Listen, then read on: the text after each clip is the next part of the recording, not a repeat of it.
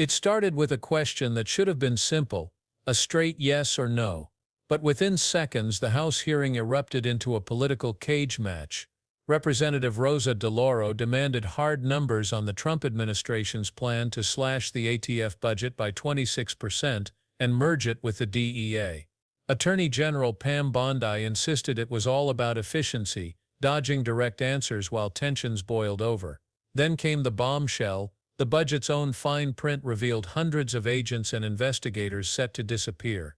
And just when you thought the exchange couldn't get hotter, Republican Congressman Andrew Clyde flipped the script, turning a budget hearing into a full-blown battle over weaponization, gun rights, and the future of federal law enforcement. At your confirmation hearing, you asserted that you will do everything in your power to prevent illegal gun runners in our country. Your budget request for the Bureau of Alcohol, Tobacco, Firearms, and Explosives, ATF, proposes a cut of 26% below the current level. How can you justify such a massive cut without inevitably weakening ATF's ability to help our state and local law enforcement fight illegal gun trafficking? How many ATF law enforcement officers and industry operations investigators do you anticipate will be lost to attrition as a result of this funding reduction you're proposing? So, I am a career prosecutor, and I believe in keeping America safe, making America safe. First, what we're doing is ATF is going to be brought over with DEA. Everyone knows, everyone sitting up here, guns and drugs go together.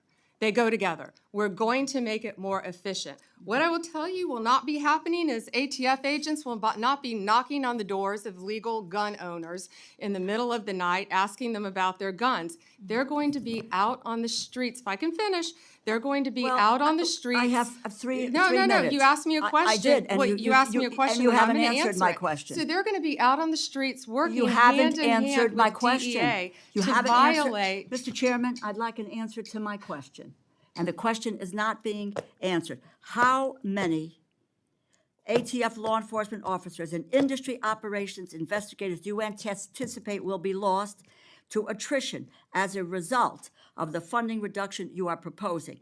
You are proposing a 26% cut to ATF for fiscal year 2026, as well as a 4.4% cut to DEA. So you're going to merge the two agencies together, and then you're going to shortchange their resources, so neither one of them will be able to do the job that they have been designed to do. You've got a 34% cut to the high-intensity drug trafficking areas program, no dedicated money at all for the Organized Crime Drug Enforcement Task Force. So, my view, it's fair to say that the Trump administration proposal shortchanges federal efforts to stop illegal gun trafficking and federal efforts to stop the flow of dangerous illegal drugs like fentanyl.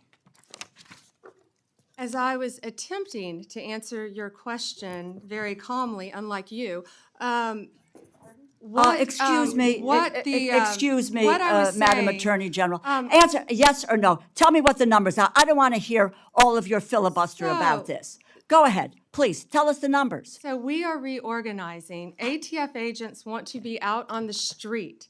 Okay, working let me with answer the DEA question for you. agents. I'm going to answer it for you. Page, Mr. Chairman, you give me a certain amount of time, and I have a high respect for you, but I don't have to listen, nor do my colleagues have to listen to a filibuster when it's a simple question. But I have an answer to your question. It's page 146 of the department's fiscal year 2026 budget, and the performance summary explicitly says, and let me quote, ATF will eliminate 541 industry operation investigators, reducing ATF's capacity to regulate the firearms and explosive industries by approximately 40% in fiscal year 2026. ATF will perform fewer regulatory inspections. And the department summary goes on to say, and let me quote, ATF anticipates a reduction of approximately 284 support personnel and 186 agents based on historical attrition patterns, and these personnel cuts will impact ATF across various functions, unquote. If the capacity to regulate firearms industry is reduced by 40%, if you are losing 186 ATF law enforcement agents, on top of that, it is clear the direction you are headed with this budget, and that's what it is, isn't it? The proposal will weaken our ability to stop gun trafficking, and it will greatly reduce ATF support for state and local law enforcement that helps them prevent and solve violent crimes. It's a bad proposal. Do you want to hear my answer in 3 seconds? You mentioned regulatory functions. We will not be having ATF agents go to the doors of gun owners in the middle of the night asking them about their guns, period. They will be out on the streets with DEA, guns and drugs. How many are gone? It will be attrition. We are not firing agents. They Who are- will be working how many with have taken DEA. attrition? Can I tell you that they all want to be on the streets? They want to be doing their jobs. They want to be But you're getting them seizing off the guns. streets. They want You're getting to. them We're off the putting streets. them on the And- streets. and- They want to be working with you, DEA. you are getting them off We the will be streets. There is no efficient. clear, and Mr. We will Chairman, be I yield back my efficient. time. I yield back my time. Let's get some answers here. DeLauro began with a data point she knew would grab attention. Fentanyl seizures were down 30% compared to the previous year, according to Customs and Border Protection. But her focus wasn't on celebrating that drop, it was on the administration's proposed cuts to the very agencies tasked with keeping that number falling. A 26% cut to the ATF's budget, combined with a 4.4% cut to the DEA, was in her view a dangerous blow to law enforcement's ability to fight both illegal gun trafficking and narcotics smuggling. Her question was laser-focused: exactly how many ATF agents and investigators would be lost to attrition under this plan. Bondi, a career prosecutor now serving as Attorney General, didn't answer directly. Instead, she painted a picture of a streamlined future where the ATF and DEA would merge to eliminate redundancies. "Everyone knows guns and drugs go together," she said, promising that ATF agents wouldn't be knocking on doors of legal gun owners in the middle of the night. Instead, they'd be out on the streets alongside DEA agents focusing on crime. But DeLauro wasn't satisfied. She pressed again, accusing Bondi of filibustering. Finally, DeLauro pulled out the administration's own budget document, page 146. It stated in black and white 541 industry operations investigators eliminated, reducing ATF's regulatory capacity by 40%, another 284 support personnel gone, and 186 agents lost through attrition. These weren't abstract numbers, they represented the dismantling of oversight that kept illegal guns out of dangerous hands. To DeLauro, this was proof the proposal would weaken the fight against gun trafficking and strip state and local law enforcement of critical federal support. Bondi pushed back, saying no agents were being fired, just lost to attrition, and that they'd be redeployed to street-level work.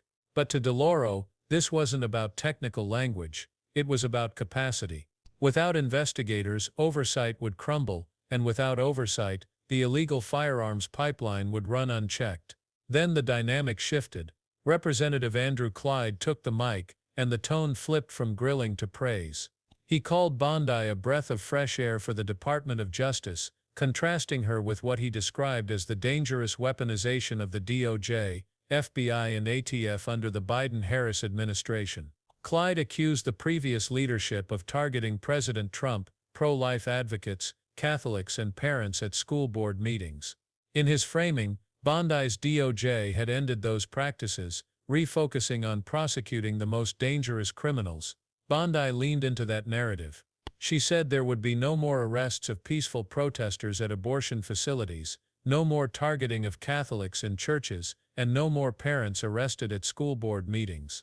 She emphasized that Donald Trump had won both the popular vote and the Electoral College by overwhelming margins, folding political talking points into her testimony, and framed the merger as a way to put more agents on the street, working with the DEA to take guns and drugs off the market.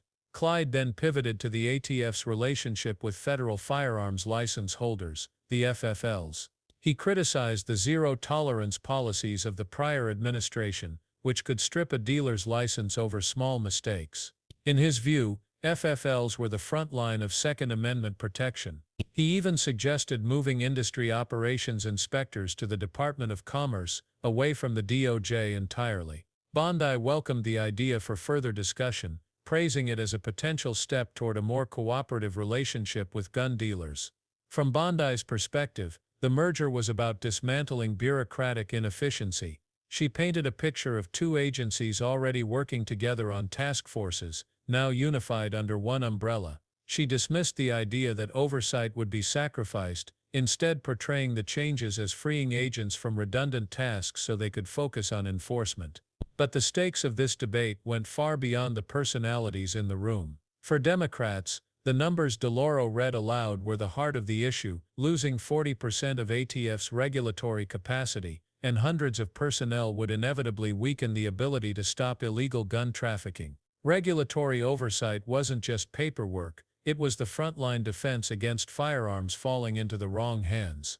Cutting those resources while merging with the DEA risked operational chaos, especially at a time when fentanyl, firearms, and organized crime were converging into a national security crisis. For Republicans, the budget represented a rollback of what they framed as bureaucratic overreach and political targeting. The idea of not sending ATF agents to the doors of lawful gun owners was a potent talking point, appealing directly to a base skeptical of federal authority. The merger was positioned as a win for efficiency, gun rights, and a cultural battle against what they saw as weaponized government. This wasn't just a budget fight, it was a clash of governing philosophies. Democrats argued from an evidence-based standpoint, warning that fewer agents and investigators meant fewer inspections, less enforcement, and more guns slipping into illegal markets. Republicans focused on liberty, deregulation, and symbolic victories in the culture war. The political implications were clear. In swing districts, especially suburban areas where voters are highly concerned about gun violence, Democrats could frame themselves as the party of competence and safety. Republicans risked owning the consequences if gun violence or fentanyl deaths spiked under reduced enforcement. The ATF-DEA merger will likely remain a flashpoint, not only in congressional hearings, but in campaign ads and stump speeches. Each side will continue to frame the debate in starkly different terms, one as a dangerous gamble with public safety, the other as a long overdue stand against bureaucratic waste and political bias. And as this hearing showed, the arguments aren't just about numbers, they're about two competing visions of what the federal government should be, and who it should serve. What do you think? Is this merger and budget cut a smart way to streamline law enforcement, or is it a political move that could make America less safe? Let us know your thoughts in the comments, and don't forget to like, share, and subscribe so you never miss our next deep dive.